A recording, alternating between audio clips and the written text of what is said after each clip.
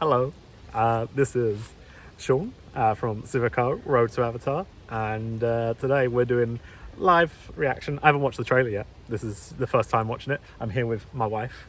Hello. And yeah, we're in a lovely little forest because want to enjoy a bit of nature just before we kick off. So yeah, we're gonna watch it now, and you can see what the live reaction is.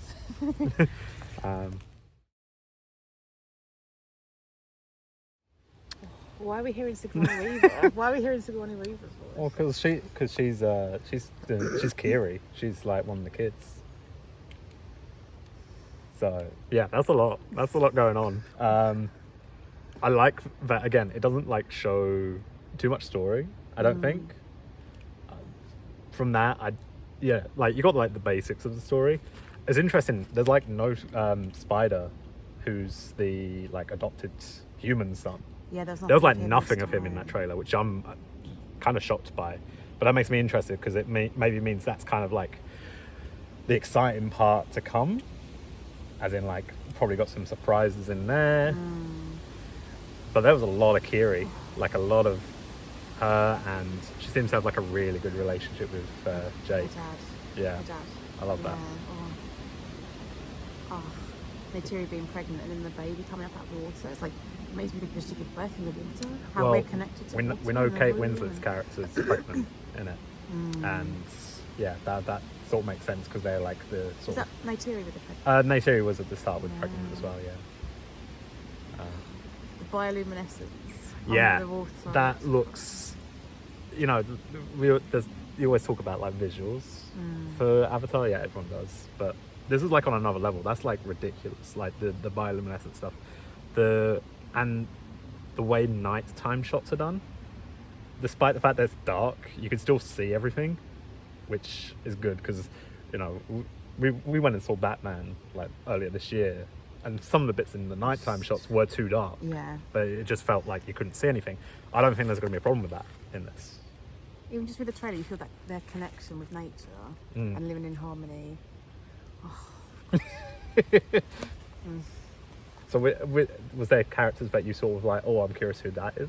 Because obviously you're not as deep into obviously all this as I am. Right, you kind of got like the guy that seems like a chief with the like the skin patterns or makeup. Yeah, that. I'm intrigued about him. Yeah. But I'm really intrigued about the daughter and that connection she's hearing of a heartbeat as well. Yeah, like that kind of suggests that she's.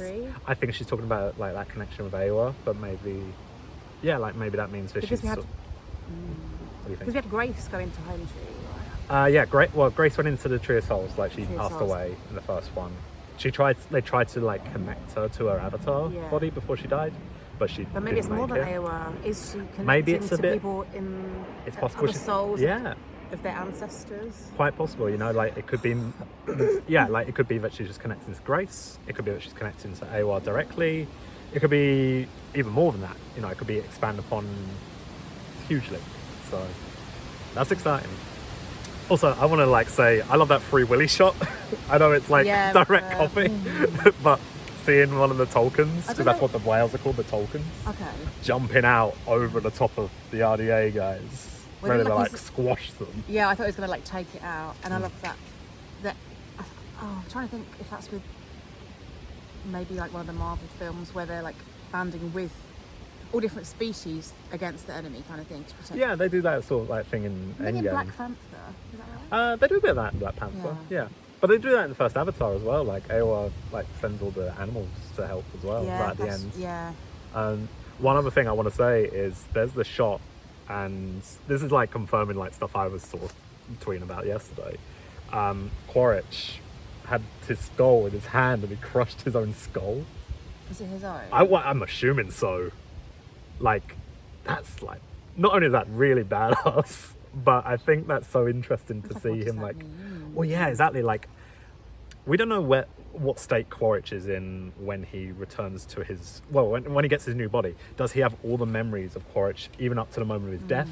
Or is it like a hard reset, as in like, you know, it's saved at the last checkpoint sort of thing? So was he saved at the last checkpoint of being on Pandora? Was it before he'd even ever been to Pandora? Does he know about who Jake is?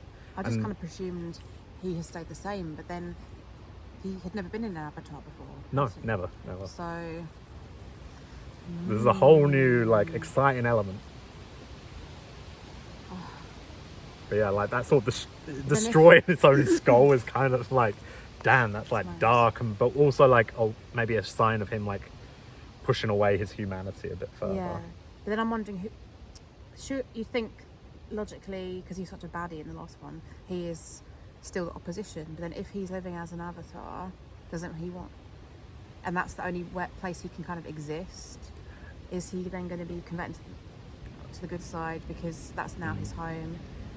Almost like if you're like if you immigrated to somewhere and then you invest in that place and that's your home. Yeah, I mean, but I don't know. I'm not.